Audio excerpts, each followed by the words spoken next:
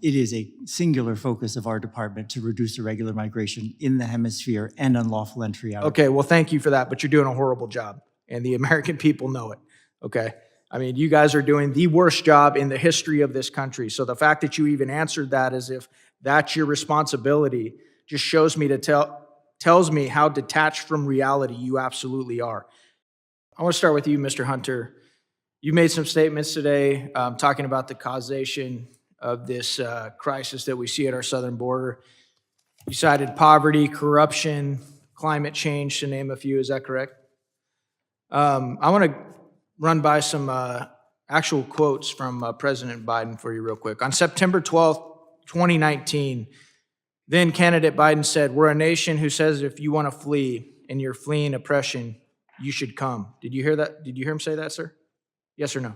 I didn't specifically hear that quote. Okay, thank you. On June 27th, 2019, candidate Biden, "Those who come seeking asylum, we should immediately have the capacity to absorb them, keep them safe." Did you hear him say that? I don't specifically recall that quote, sir. Okay. Would you agree with those statements, though, that we should absorb them? That we should have the capacity to absorb them? We should do that? Congressman, we're required under law to inspect individuals who present, and individuals do have the right to seek asylum in the United States.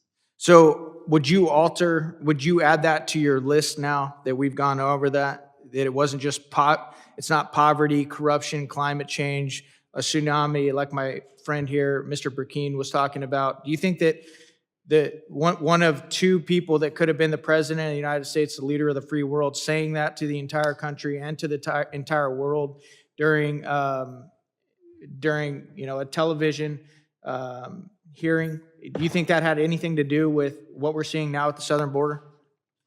Congressman, it sounds like it is a recognition that there are people who are fleeing persecution, and in my reference to the particular governments, Cuba, Nicaragua, and Venezuela, there are individuals who are fleeing persecution under those regimes. Okay, so one of the leaders of the free world said, "Hey, if you want to come here, you should come," right? So, all right, that's really what's going on here. That's what my friend, Mr. Burkeen, was talking about. That's what many people are talking about up here.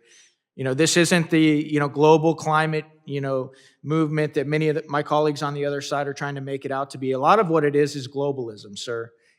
There are a lot of people around the world that are very, very powerful, and they don't want anybody to have borders. They want globalism. World Economic Forum is one of them, and that's unfortunately, what many of our leaders actually take their cue from. What do you guys have to say to Americans who are living in fear every day of another terrorist attack? Let's start with you, Ms. Sabatino. No, thank you for the question. We invest significant resources, starting with our National Targeting Center, which also plays a significant role in the screening and vetting of individuals, whether they're through these processes or any individuals arriving to the U.S. What do you guys have to say to Americans who have seen their schools, hospitals, and community spaces overtaken by migrants? You guys have any? You get a chance. You're on TV right now. Do you guys have anything to say to them? Do you have anything to say to Americans who are afraid that cartels are taking over their towns? How about anything to say to Americans who have lost their children to fentanyl? Do you guys have anything to say to them? Go ahead, Mr. Hunter. Congressman, in regards to the irregular migration challenges, it is a singular focus of our department to reduce irregular migration in the hemisphere and unlawful entry out. Okay, well, thank you for that, but you're doing a horrible job, and the American people know it, okay?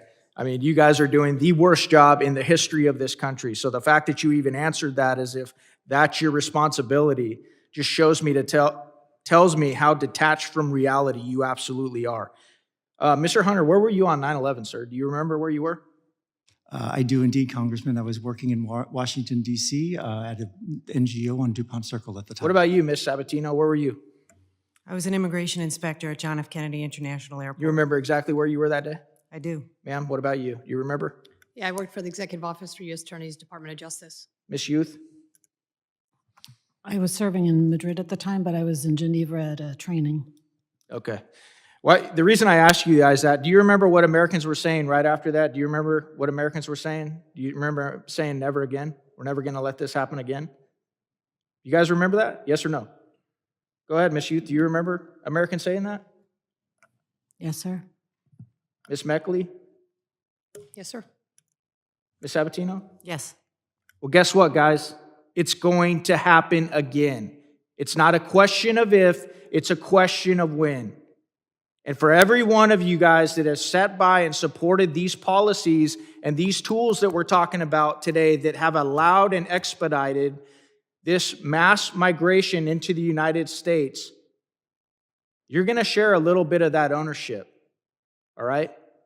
That changed so many of our lives forever. We said never again, and here we are implementing policies and tools that are making it so easy for individuals who don't love this country, who want to do harm to this country. And we're not talking about everybody. We know there are plenty of people who just want to come here for a better life. But you guys all know there are plenty of people in this country right now that want to do Americans harm. And this is my question for you, and we don't have time to answer it, but I want you to think about this. When the next major attack, like 9/11 or a series of 9/11s happen in this country, will you still continue to support these policies and these tools? Because we're not going to forget it.